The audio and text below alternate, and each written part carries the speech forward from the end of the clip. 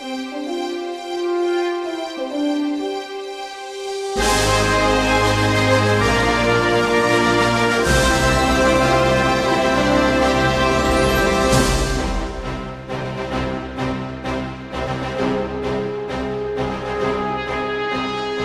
there, and welcome to the Time Machine with Trish and Mike. I'm Mike.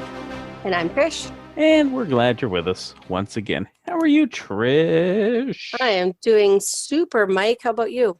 I am doing good. Yeah. Can't really complain, and if I did, nobody would care anyway, so. Yeah. You can't really complain too much at this time. It's like, life is good. Well, thank you for your concern. You could have been like, well, I would care, but no, just completely leave me hanging here. That's fine. I mean, I see care. how it is. No, I'm just saying you can't go back now. I mean, there's not much to complain about. That's all. This is teamwork here, people. But no, I'm good though. I'm good. Nice. What was the highlight of your week? Probably last Friday night, because I watched the last episode of Falcon and Winter Soldier, and nice. Then I watched Mortal Kombat. So my week peaked early. Friday night was the highlight. It's a double nerd feature. I love it. Yeah, and I won't get into spoilery talk or anything, right, because maybe everybody hasn't seen those that want to, so we'll just let those be. But I think I peaked later when I actually realized, it's going to be May this weekend. Yeah. That's exciting. It is exciting, because with the month of May come fun things. So many fun things. Some of which we'll discuss on today's episode. In fact, I think the horses are in the gate. They're ready to go. I think so. Should we just do it? Go for it. And they're off. And we're going to be talking about, of course, the Kentucky Derby, which is held in May every year. But we're specifically going to be talking about two Kentucky Derbies. We're going to be talking about May 3rd, 1952, which is going to be the first national television coverage of the Kentucky Derby that took place. It's going to air on then CBS affiliate WHAS TV, which means nothing to me, but maybe to our American friends it does. And that is going to be the 78th running of the Kentucky Derby. So 77 Kentucky Derbies beforehand. They were not televised. And then, of course, now I don't know about you, Mike, if you're really into horse racing. For me, I grew up, my mom loves horse racing. I love horse racing. I know nothing about horse racing other than I love watching the horses. I love horses in general.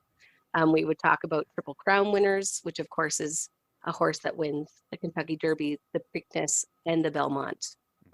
Yeah, no, I do I don't follow it throughout the year, but I do watch the Kentucky Derby, and as the progression of the Triple Crown, if you have somebody in contention, I do keep up with it that way. So exciting.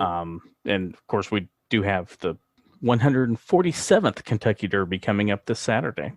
I am primed and ready, my friend. I'm so stoked. My only complaint about the Derby is how later and later it continues to get, because it used to be it would go off at 6:00, and now it's like 7:00 Eastern time. I mean, so it used to be 4:00 for you, and now it's 5:00. So that's not that big of a deal. But it's just the later in the evening it gets, the more I might be off doing something or whatever. 6:00 was perfect, because it could start things over in 2.5 minutes, and then you can go off and go on about your evening. But 7:00, you almost kind of have to. It's in that kind of spot where I was actually at dinner time.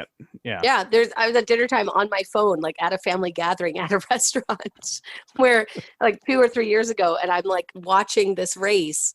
But you're right; they're starting to do more coverage beforehand, and it's delaying the race, and that makes me grumpy. Yeah, you have 7 hours of pre-race, and the preliminary races and stuff, and I get all that. But my mom watches every second of it, and my dad can't stand it. He's just call me when the race is happening. Well, I guess we know which day this week your mom will not be listening to our show, right? She will listen to this before Saturday. Yeah. And then Saturday will just be all horse racing. Now, for this Kentucky Derby in 52, the winner was actually a horse by the name of Hill Gale, American Thoroughbred, and one of the leading American 2-year-olds of 1951. He recorded his most important success the following spring when he won the 1952 Kentucky Derby, but he was sadly injured in that race, and he was never as effective in his subsequent racing career. So he was actually retired and became a breeding stallion, and he had kind of like limited success. Not many of his children really got his racing genes or genetics. So that's unfortunate. I always feel so bad when you see a horse get injured at the race. Yeah. Because like, it's a lot of money for the owner and all that. But the horses love racing. Like that, it's just bred into them to want to go fast. And you love the horses and you want to make sure that they're taken care of. And it just, I don't know, it's so sad to see someone who's got so much potential with any athlete. And then just to have it kind of subline and like, okay, well, at least they get to live a nice life, retired in the pastures and making new racing horses. Yeah, most of the time, but there are sometimes that isn't. When it's tragedy, yes. Yeah, sometimes you gotta, I don't like those. Won't go there. We're not going to go there. No. That's like the dark side of horse racing. The other Kentucky Derby that I wanted to bring up was the 1964 Kentucky Derby, which was held the day before, May 2nd, where we have Northern Dancer, who wins the Kentucky Derby, and not only wins the Kentucky Derby, but sets a record. And he's the first Canadian horse to do so. So he's going to get like a hero's welcome when he returns home to Toronto. The mayor gives him the key to the city. How do you give the horse a key to the city? Do you just put it on a rope and you put it around his neck and he wears it like the majestic creature he is? Well, that's what I was going to say. Do you just take like the wreath that they put on him and like you just dangle it down like a little dog collar key tag, dog tag thing? I guess so. But he sets the record at 1 minute 59 seconds, 0.40 seconds, right? Tenths of a second matter, though. Tenth of a second matter. So Secretariat is going to, he had it 2 minutes flat. Secretariat is going to break it with 1:59 with 40th seconds, 40th tenths of a second. 40th tenths of a second. Yeah, however you pronounce it, whatever. 4 tenths of a second. 0.40. Sure. 0.40. And this has been Math Time with Trish. Me good with numbers. This is why you're not a math teacher, right? Not why I'm a math teacher. But man, Northern Dancer, when I told my mom that we were going to be talking about the Kentucky Derby and Northern Dancer, she instantly was like, my Northern Dancer? And I'm like, yes, Mom, like your horse. So my mom was 16 when Northern Dancer won this Kentucky Derby, and she was beyond excited because she had been following Northern Dancer's career for the 2 years previous when he started entering into the scene of horse racing. And he's fascinating because he actually becomes one of the most sought after horses for breeding. He sires hundreds of horses that go on to win in all different kinds of races throughout America and into Europe. So did he wind up siring a future Derby winner? Do we know? Yeah, there was future winners that followed him. Okay. He had 49 yearlings that sold for $1 million or more. At the height of his glory, People magazine described Northern Dancer as the only celebrity that could earn $1 million before breakfast. That's a pretty good day. That's a pretty good day. I'd like to earn $1 million before breakfast. Yeah. Just think, if you're listening to this as the show drops at 6 a.m. Eastern on Thursdays, you too could make $1 million before you eat breakfast. I don't know how, and if you find out how, please tell me, so that way, I think I'd still teach, though. I love teaching.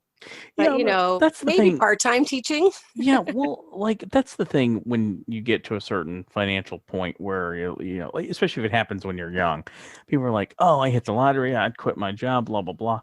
You still have 24 hours in a day to occupy your time. And you think, oh, well, I'll just be lazy and be around the house. But after a while, as I think a lot of people have learned in this last year, that drives you crazy after a while. Mm-hmm. Like you Too have much to free get time out. Is not good. Right. So even if you don't want to work for somebody, start a company and work and, or do volunteer work. Find something.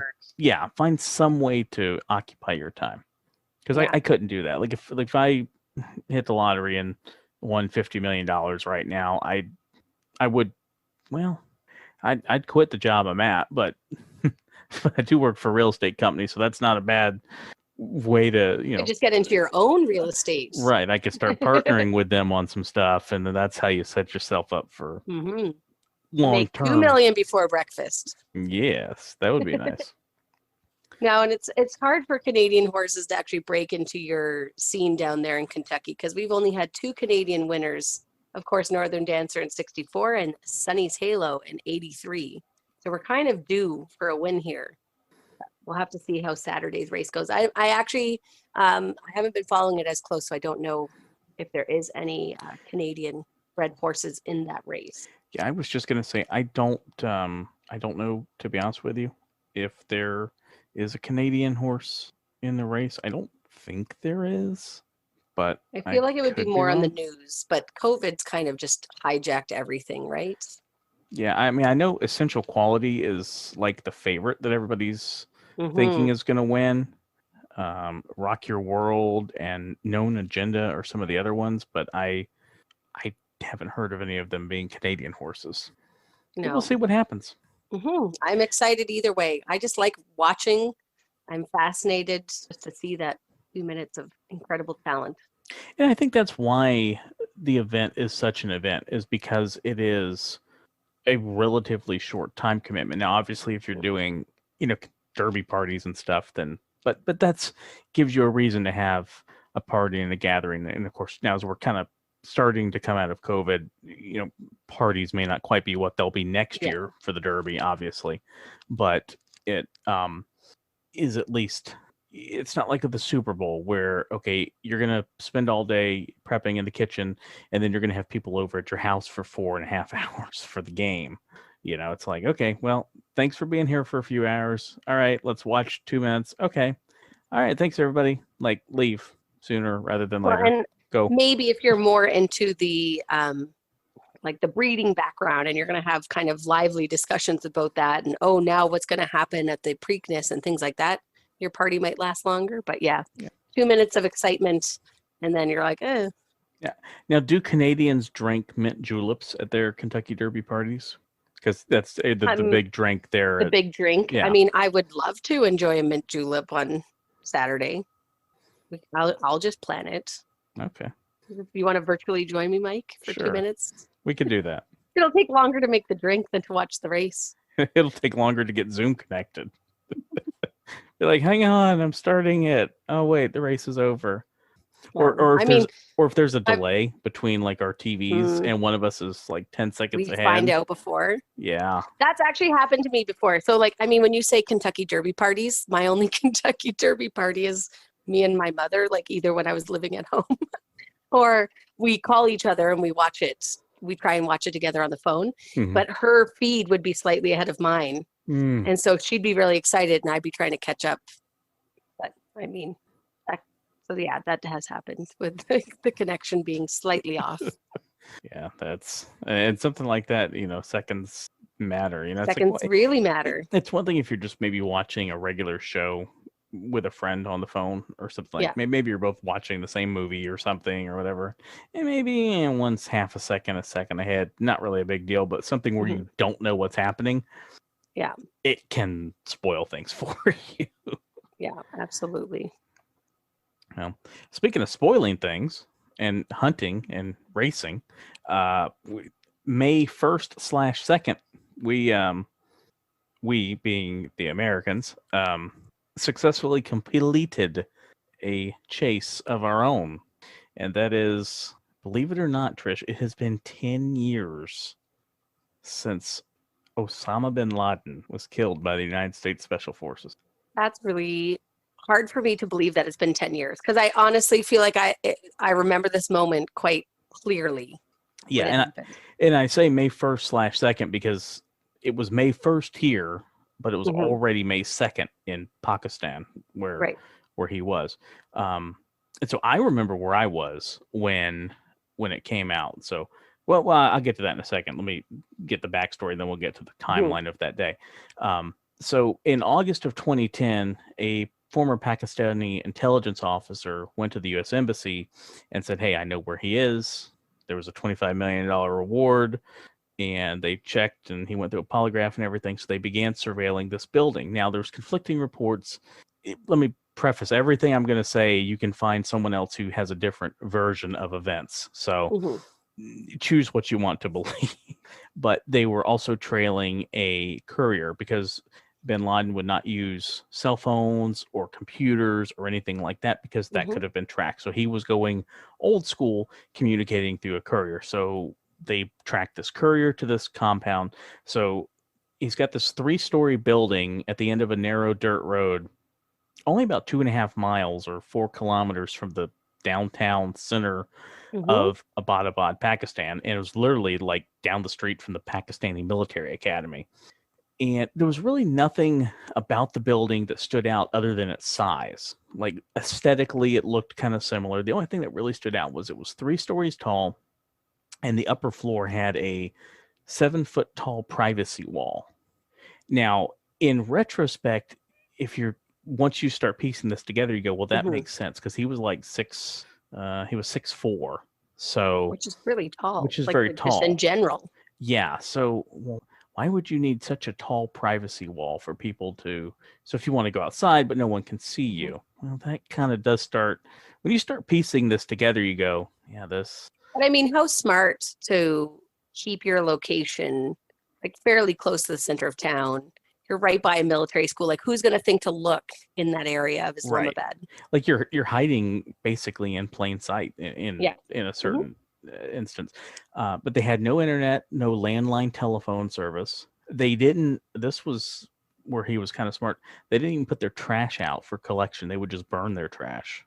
Oh, like in a courtyard, or they obviously had like a backyard. Yeah, they had like a yard. Yeah. Oh. And so once they kind of figured out this is where he was, they went through all sorts of plans and options to how can we do this? Well, can we just go drop some bombs on it? And it's like, well, we can't do that because, we might have to get the Pakistanis involved, and they didn't trust that they could keep it secret. And then there was a few different plans. There was one where they thought about just dropping some directly targeted bombs, but they're like, there might be too much collateral damage, and they didn't want anybody else getting killed. So they wound up situation. Yeah. So they actually wound up building a replica in North Carolina of his compound that the unit would train on to, practice running in and out and all that. And then they wound up a week later. This is all in mid-April. So this is only a couple of weeks before. They went out to Nevada and replicated it again for the altitude purposes. So once they physically kind of knew what they wanted to do and it worked out the plan, then they're like, okay, well, now we need to get in similar type conditions. And here's where this is interesting. Part of the Nevada mock-up used chain link fences to simulate the walls, which in hindsight kind of leads to an issue that goes wrong during the mission because of the way, helicopters, and not to get too scientific because I could go off on a sidebar, and B, I don't understand it all fully myself, so I don't want to sound like an idiot. But the way airflow works is different. A chain link fence, air can still kind of flow through. Well, when you have concrete walls, it's not going to. Nope. And so they, again, you kind of think they should have built the thing in Nevada in the first place. But be that as it may, they wind up going ahead, and on April 28th, so this is 3 days before, they get the final go ahead. They pitched it to President Obama, and he asked the admiral who was in charge of the mission. He said, is there anything you guys have learned since you've been over there? Because they went over there for a couple days earlier to start prepping. And he's like, well, the only thing is, the team's ready, and the next few nights there's going to be little moonlight. So it's perfect conditions, ideal. Right? Because you don't want the full moon. It's going to be bright. Nope. You can kind of see them. So on Friday morning, April 29th, President Obama got with his advisors and gave the final go ahead for them to proceed the next day. But that evening, he was informed the operation would have to be delayed one day due to cloudy weather. Now, what was going on Friday morning, April 29th, 2011? Oh, gosh. Now I'm going to have to go like way back in my memory bank. There was a big global event that was going on. at this exact moment. Oh, now I'm going to feel like a bigot. Oh, wasn't it the Olympics? Nope. It was the wedding, the royal wedding of Prince William and Catherine I'm like, Middleton. Here I am as like a monarchist and I don't even know. And then I'm like, wait, no, we're not at Olympic time. That's still like another couple of months out, or we're past the Winter Olympic season. Yeah, that's true. Yeah, they were having their big wedding. Yeah, so literally the whole world's focused on this wedding, and Obama's on the phone with all his people like, hey, let's go get him. And so the next night, Saturday night, April 30th, Obama had called, one more time to, wish them well and say, hey, good luck tomorrow. Go get them. And that night was the White House Correspondents' Dinner, which is kind of where like all the press in Washington and everybody, they get together and just have like a fun evening. And the president kind of gets up and makes some jokes and all that. In fact, Seth Meyers was the host of the dinner that evening. And he joked about, people think bin Laden is hiding in the Hindu Kush Mountains, but did you know that every day from 4 to 5, he hosts a show on C-SPAN? Oh, no. And so Obama's Can you imagine Obama's face? Right. He's just laughing. He's just going along with it. But this is where, like, it's crazy to think that, like, in the back of his mind. Well, that's when you realize, like, our leaders and people in government know so much more, and they have to do such a good job of maintaining that secrecy until things can come to fruition, right? Yeah. Oh, because like in the back of his mind, he's got to be thinking, if y'all only know what's coming tomorrow. Yeah. And so, later that day, they went in, they wound up, as I kind of referenced earlier, one of the helicopters wound up having an airflow issue. So it grazed one of the compound walls. So that helicopter wound up having to be destroyed after the mission because there was stealth equipment and stuff they didn't want people, afterwards getting it. And, the guys went in and found him. And again, this is where you can get into conflicting stories over how exactly it went down inside. You can Google all those. The raid was intended to take about 40 minutes, and from entry to exit was 38 minutes. So those soldiers did an incredible job. They did. And so here's where the story kind of gets interesting. So about 9:45 Eastern, the White House announced that the president would be addressing the country later that evening. I was at a Tim McGraw concert. I was literally in the front row with my friend Shelly at a Tim McGraw concert, and I get this news alert on my phone. So the president's going to speak, shortly or whatever. And I literally text my mom and I said, "Hey, I have no idea what's going on, but like hit record on the DVR because the president does not get up and speak at 10 o'clock on a Sunday night unless unless it's in something important. Like, what on earth could this be?" And did you know who the first person to kind of break the news was? Because nobody would go on the record. Like over the next hour or so, word kind of started getting out through different people, and there were rumors. So we all kind of knew before the president wound up speaking at 11:30 that it had happened. Right. Okay.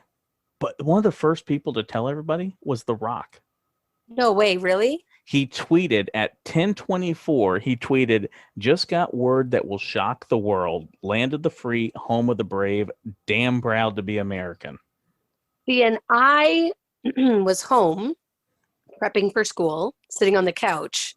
And that's when my phone started to blow up because Twitter was like a thing that was, really starting to get going 10 years ago.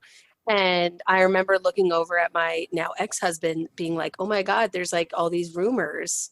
And he was playing a game and I was just on social media. So we flipped on the TV to watch it. But that was how I found out that this had happened. But I didn't realize it was The Rock that was the first to tweet, kind of.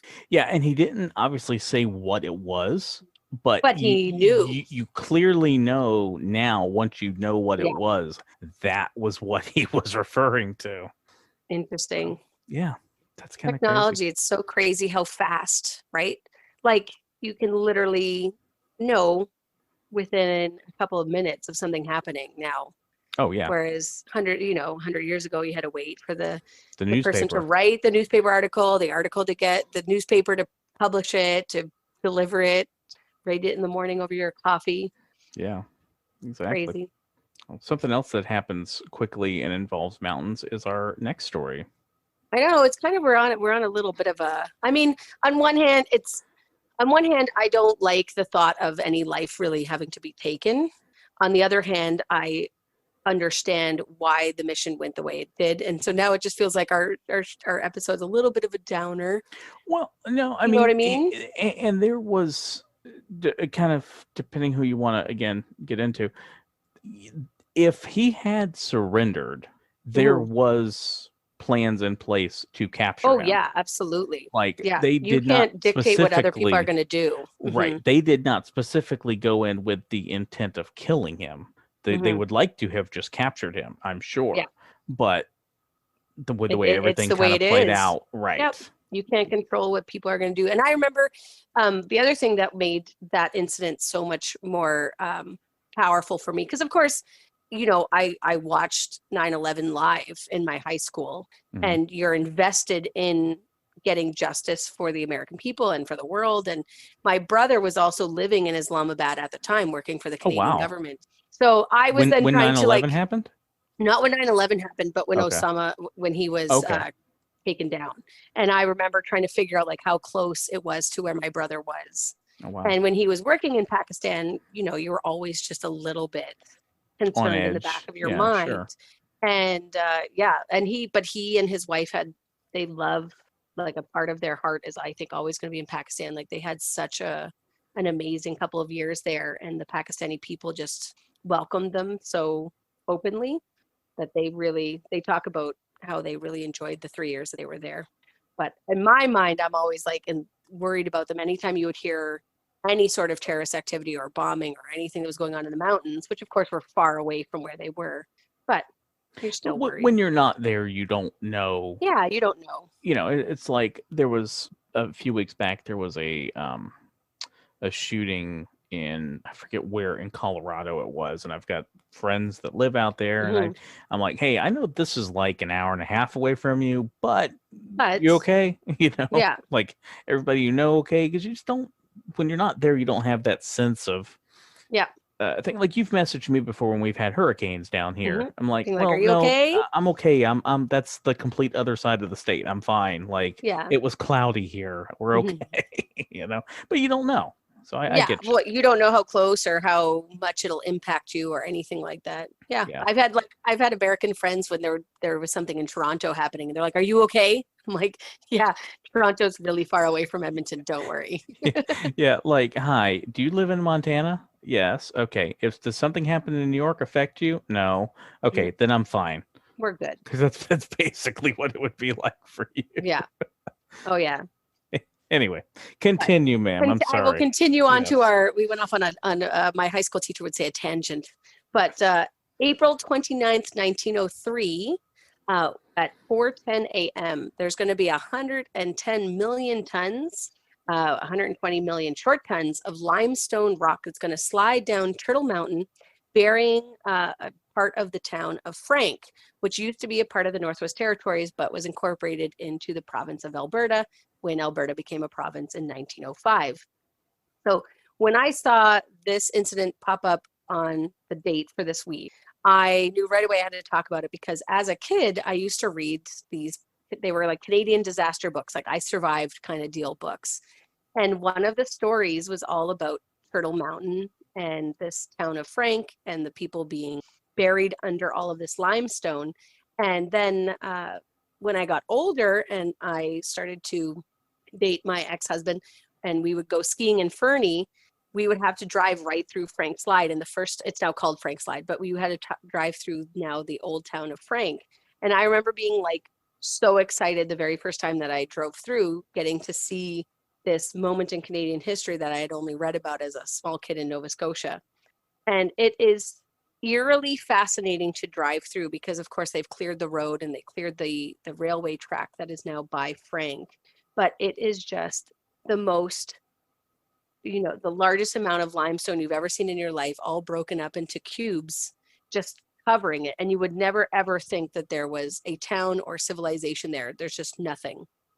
The witnesses reported that within 100 seconds, The rock reached up to the opposing hills, obliterating the eastern edge of Frank, the Canadian Pacific Railway line, and the coal mine. And it's one of the largest landslides in Canadian history, and it remains the deadliest in Canadian history. We had between 70 and 90 of the town's residents killed, most of whom were just buried under the rubble. What was really sad is a lot of the men from the town were miners, so they were working underground and didn't know anything had happened. And they come up from their shift when the alerts and everything are going off, and they realize that their town is gone, like their houses are gone, their wives and children just gone. It's crazy. And I find that tragedy, that human aspect, so awful, right? I think that's something when things happen where, whether it's something like this or just anything in general, you hear something on the news, if you take a second and kind of put yourself in that position, that's when you really can kind of get and you can only get it to a certain extent because you're just doing a hypothetical, but like imagine if that was you, because it would be so hard. When anything happens to people, doesn't care who, even if it's a celebrity, they're still people, and that's at the end of the day, they are still loved by somebody. They're someone's kid, they're someone's parent. Yeah. Right. Oh, and as someone, I just have deep feelings in general. So anything like this just really gets to my heart. Yeah, I mean, you're an emotional person to begin with. I'm an emotional person to begin with. I cry at commercials. I say that with all love and respect for you, True. There has to be people that have deep feelings in the world, and I'm okay. I've learned to accept it. There's nothing wrong with that. Yeah. But what I found really interesting as a child, and I still find interesting as an adult about this story, is Turtle Mountain was known to the indigenous people of the area as being kind of unstable. There was all these myths and legends that one day Turtle Mountain would move, right? And so the indigenous people never camped under Turtle Mountain. They always showed the utmost respect for the mountain itself. And when the coal mining company comes in and people start to build the town of Frank, which it had about a population of 200 people, right? Just a small mining town. Everybody knew each other. Everybody worked for the mining company. It's going to be named after Henry Frank, who co-owned the Canadian American Coal Mine and Coke Company, which operated in the area. Not to be confused at all with Coke as in Coca-Cola. No, not to be confused with that Coca-Cola. But if you want to learn about that, go back to our archives. Continue. Yes. Cheap plug. So the indigenous people actually went to the founding fathers of this town and said, this is not a good idea. And they were like, whatever, and just didn't pay any attention to their warnings. And then, of course, the mountain that moved, it shifted and destroyed the whole side of the mountain. And like I said, it's now an interpretive center. They've renamed it Frank Slide, so you can go and visit it. It's a provincial, not like park, but like a provincial memorial site. There's like 100,000 visitors annually that go there to the interpretive center. Have you ever been there? And we never went inside the interpretive center, but we did pull up and park, and you can walk. There's like a free area where you can walk a path, and there's little memorial sites, and it kind of says here stood the house of so-and-so. And I found it really moving. It's very eerily quiet.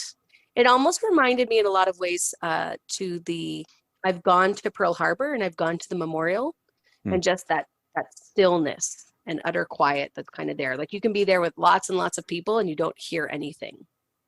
Gotcha. Yeah. So very, very interesting. Of course, they did rebuild the town, but it never. It's never going to be what it was prior. And then they permanently closed the town after 1917, and so now Crow's Nest Pass is a little town down the road, and that's where kind of the majority of the people from that area moved to. But it's a really nice drive in through to get to the Rocky Mountains down through Crow's Nest Pass. And you can, like I said, go and visit the interpretive center there and see all the limestone.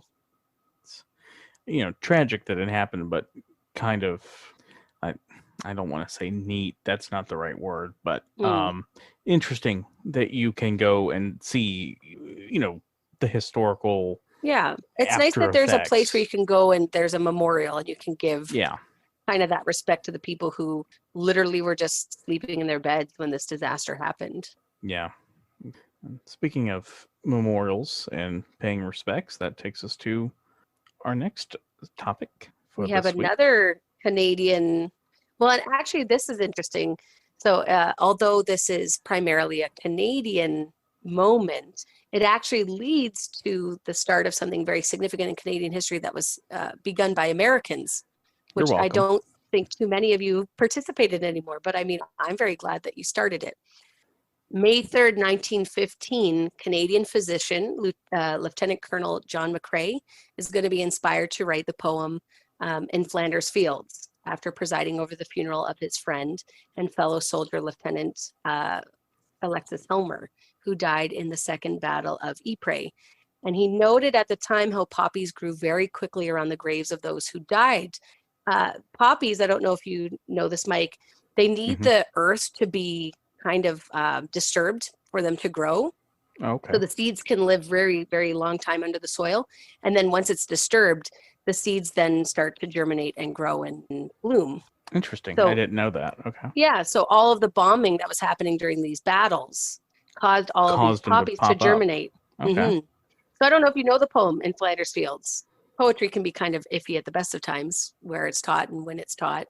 But in Canada, I think almost every Canadian kid would be able to, I know it by heart. I can recite it. Yeah, we definitely would not have, unless I was just absent the day we went over it. Learn? I don't think that there are going to be too many kids here, certainly, and by adulthood that would know it. Yeah. So in Flanders Fields, it talks about, the symbolism of passing on the torch from one generation to the next, about ensuring peace and freedom and protecting. And within the poem, it says, between the crosses, row on row, that's where the poppies will grow, right? And the poppies became a very huge symbol in Canadian Remembrance Day ceremonies. Now, the reason we end up having these poppies is very much because of our American friends. So John McCrae thinks the poem is utter garbage. He actually throws it out. And one of his friends goes and takes it back. And then they would actually write out the poem and they would give it to various soldiers after they had been injured or if they were going home. And it somehow makes its way into London. And on December 8th, it is going to be published in a London magazine called Punch. And it gets immediate popularity where this magazine is distributed. And, it's going to fall into the hands of one American professor, Moynier Michael, who resolves at the end of the war's conclusion in 1918 to wear a red poppy year-round to honor the soldiers who had died in the war. And she actually writes a poem in response to his poem that she calls We Shall Keep the Faith. And she began to distribute silk poppies to her peers and campaigned to have them adopted as the official symbol of Remembrance Day by the American Legion. Now, it's going to fall out of fashion in the American Legion, but it quickly becomes picked up in the British Empire. And so the wearing of poppies in the days leading up to Remembrance Day remains extremely popular in Canada and other Commonwealth countries like Great Britain, South Africa, New Zealand. So for me, growing up, the poppy, you would always make sure after Halloween, as soon as Halloween was over, you would make sure you got your poppy and you would always wear it. And then my family always attended a Remembrance Day ceremony where In Flanders Fields is recited. And then you would take your poppy off and you would leave it at your cenotaph or your memorial for your soldiers. And you don't wear a poppy the rest of the year. Yeah, no, it could entirely be that they do those sorts of things. Because Remembrance Day is, that is in November, correct? Yeah, November 11th. At 11 a.m. So your Remembrance Day is our Veterans Day. Yes. So it's possible they do that at those. To be honest, I've never, at least that I can recall, having been to a Veterans Day ceremony. So it might be done there, and the poem might be read there. I don't think, and again, maybe I'm going to be an idiot American when I say this, I don't know the average American knows the poem. That at least knows it by heart like you would.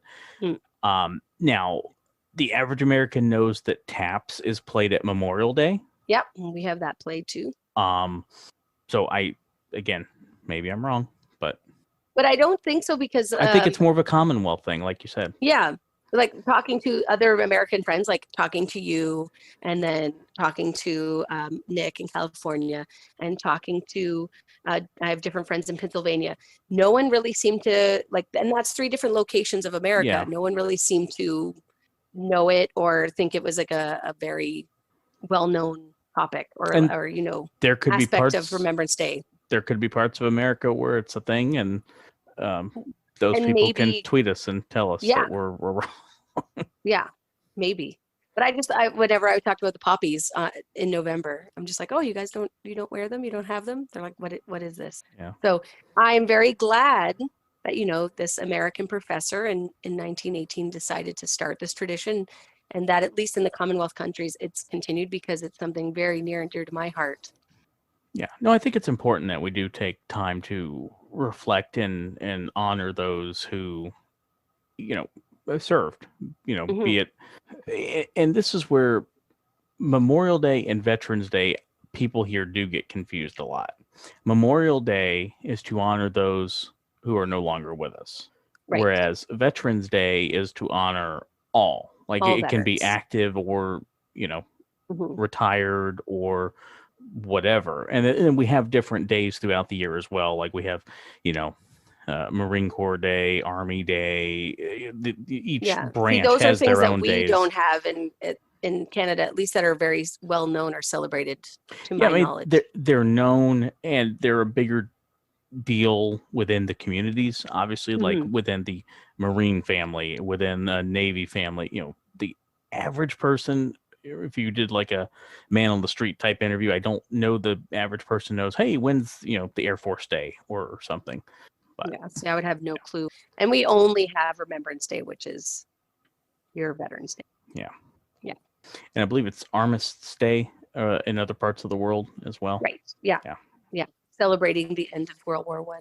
But then, of course, you talk about we honor veterans from across all different battles, right, throughout up into modern times.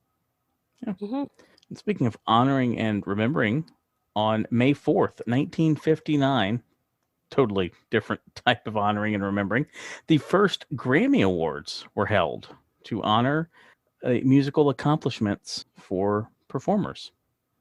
I think that's so, just because you're honoring people, we have to honor the things that people fought for, right? Music, beauty, art. That's important in our world. Yeah, no, absolutely. And so it's interesting how the Grammys even came to be in the first place. Oh, really? 'Cause I don't know anything about it. It originated in the 50s when they were working on the Hollywood Walk of Fame that, everybody knows what that is. And as the recording executives were being chosen for the committee, they were compiling a list of important people in the recording and the music business who might qualify. And they realized that there were so many people in their business that would not qualify for a star on Hollywood Boulevard because there was no music awards. You had the Oscars, you had the Emmys, but you didn't have anything of that equivalent for music. And so they decided to create what we now know to be the Grammy Awards. Originally, they were going to be called the Eddies to honor honor the inventor of the phonograph, Thomas Edison. Oh, that's kind of cute.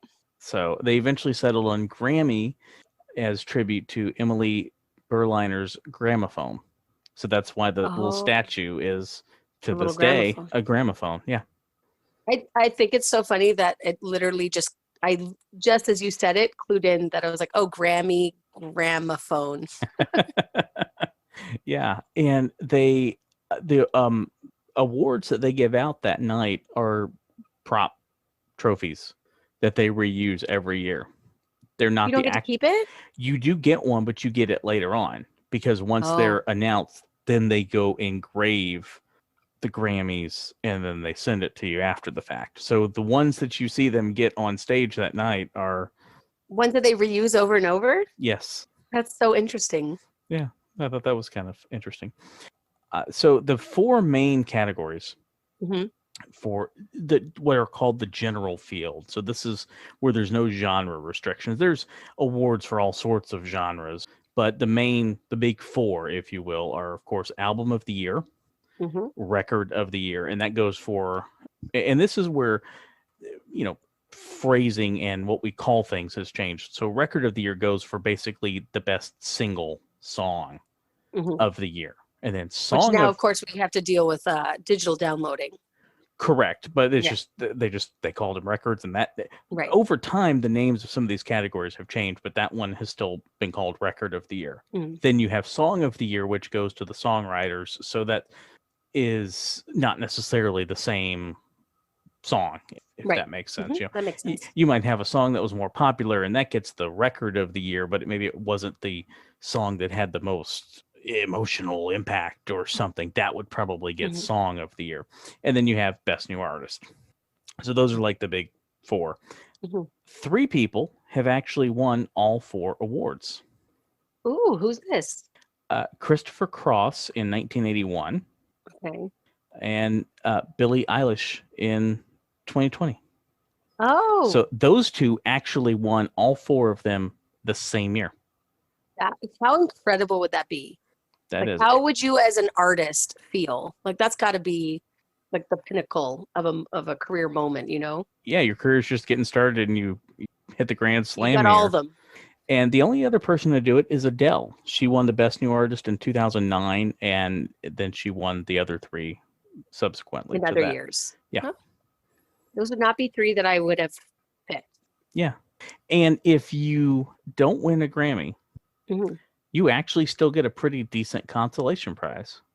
This is better than being on a game. Like if you're nominated? Yeah, if you just get nominated and you don't win, like on a game show, if you don't win, you might get like a toaster or something. Okay. You actually get a medal just for getting nominated. No. So even if you don't win, you still kind of get something. Win. That's kind of cool, right? Yeah. You get to hang them up on your wall of awards. Yeah. Do you know what an EGOT is? Isn't an EGOT like a baby eagle? Is that an eaglet? Oh, I don't know. I was referring to the context of award shows. An EGOT is the people who have won all 4 major entertainment awards. They've won an Emmy, a Grammy, a Tony, and an Oscar. I knew that there was a term for someone who had won all of those. I just did not know that was the acronym or the title. And 16 people have actually won EGOTs. They have all won one of the 4. Now that's a pinnacle moment. Yeah, that's pretty cool. And it's kind of an interesting list. I'll run through the names here real quick. Richard Rodgers, Helen Hayes, Rita Moreno, John Gieland, I'm sorry I said that wrong. Audrey Hepburn, Marvin Hamlish, Jonathan Tunick, Mel Brooks won all 4. Mike Nichols, Whoopi Goldberg has won each of those 4. Wow. Scott Rudin, Robert Lopez, Andrew Lloyd Webber, Tim Rice, John Legend, and Alan Menken. Interesting. So it's kind of interesting. And there's a few others that if you add in non-competitive or like special honorary awards, you can add a few more names to that list. But like if somebody gets maybe like a Lifetime Achievement Award or a humanitarian award or something, like, not a competitive award. Right. So yeah, that's kind of. I can't even imagine being that talented. Right. Yeah. That's pretty cool. That's incredible. That's some pretty rare air if you think about it. I mean, only 16 people have won. In the whole world. Yeah. Cool. So one of the interesting things is the way the Grammy calendar works. Previously, the eligibility period would run from October 1st to September 30th. Now, since they've kind of changed the dates, that period has shifted a month. So they just recently did this because of the way the calendar cycled, with the way the Oscars have moved around, because they don't want to compete and all that. So they've moved everything back. The period now starts September 1st and runs through August 31st. But so it creates for some interesting things. For example, Taylor Swift's 1989 album that has, Shake It Off and then some of her other hits, won Album of the Year in 2016. Even though the album came out in October of 2014. But since it was after the cutoff, it wasn't eligible for the awards in, for the year it came out. In 2015. Yeah. So it had to wait a whole nother cycle. Same thing happened with Adele with one of her albums. Oh. So it's just. And now you wonder if Taylor Swift will make it again, because didn't she just re-release that album? She just not that one yet. She just redid her Fearless album. Okay. Was so which is a whole interesting thing that she's doing, and I support her actually on what she's doing. Yeah, because it sounds very interesting of what she's doing. It's a very unique way to get around not owning your own recordings, which is a complete just the whole side tangent I can get on. We're almost out of time, and I won't do it now. But it's interesting. But it's good for her for taking back her music. Yep. Oh, I'm 100% for it. Yeah. Yep. That's all I got for you. I like it. I don't know. I love art in general. Anything like painting, music, like I said, and those are the things that make life exciting and joyful. And so if we can honor people that bring that emotion to the world, put on it. I agree. And we hope that we have brought you some joy and emotion and happiness this week. But if you didn't make it to the end of this episode, then I hope that the needle on your record player breaks off. Ooh. Yeah. But you made it to the end, so I hope your needle doesn't break and you don't scratch your records. And they stay in pristine condition. Yes, because records are a thing again now. They are. And as always, if you have questions, concerns, queries, or freakouts, you can contact us on our Instagram page, The Time Machine with Trish and Mike, our Gmail account, The Time Machine with Trish and Mike at gmail.com. You can throw our title into the YouTube machine and find us. Hit subscribe so that maybe we can get legitimized. Yes, that is our goal by the end of 2021. Let's get legitimized on YouTube. And of course, you can leave us a voicemail on the Anchor app, and maybe we'll pop you into the show. Sounds good. Have a wonderful week, everybody, and we'll see you right back here next week on The Time Machine.